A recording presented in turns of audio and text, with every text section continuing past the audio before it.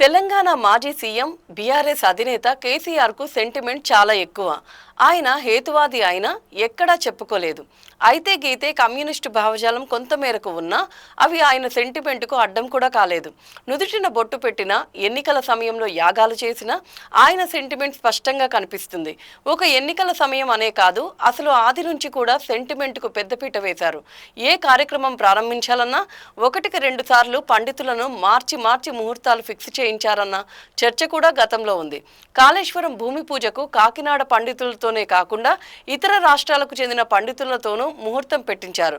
ఇక ఏదైనా పథకం ప్రారంభించాలన్నా ఆయన ముహూర్త బలానికి పెద్దపీట వేస్తారు. ఇలా సెంటిమెంట్కు ప్రాధాన్యం ఇచ్చే కేసీఆర్కు బి అనే పదం కలిసి రావడం లేదా అనే చర్చ సాగుతోంది.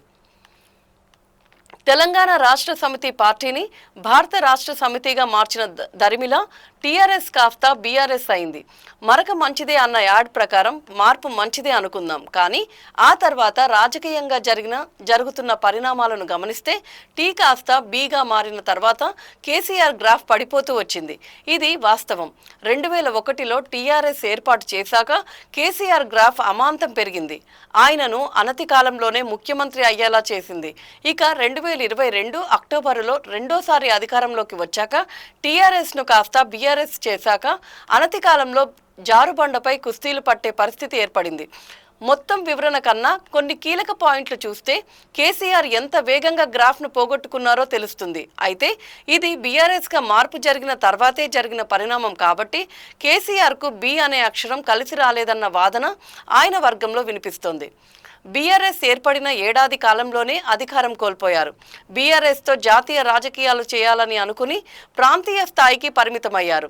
బీఆర్ఎస్ ఏర్పడ్డాకే రాజకీయ చిక్కులు మరిన్ని ఎక్కువై కుమార్తె కేసులో చిక్కుకొని జైలు బాట పట్టారు. బీఆర్ఎస్గా మార్పు చేశాక ఎన్నికలకు ముందు ఫోన్ ట్యాపింగ్ కేసు ఉచ్చులా మారింది. బీఆర్ఎస్గా ఏర్పాటు చేసుకున్నాక తెలంగాణ సమాజంలో కేసీఆర్ దిగ్గజం అనే టాక్ తగ్గుముఖం పట్టింది. సొంత ఇంట్లోనే రాజకీయ కుంపటి ప్రారంభమైంది. చిత్రం ఏంటంటే ఏడాది తిరిగేసరికి కేసీఆర్కు ఆపరేషన్ చేయించాల్సి వచ్చింది. పార్లమెంట్ ఎన్నికల్లో బీఆర్ఎస్ను ప్రజలు స్వాగతించలేకపోయారు. కన్న కూతురే కంట్లో నలుసుగా మారారు.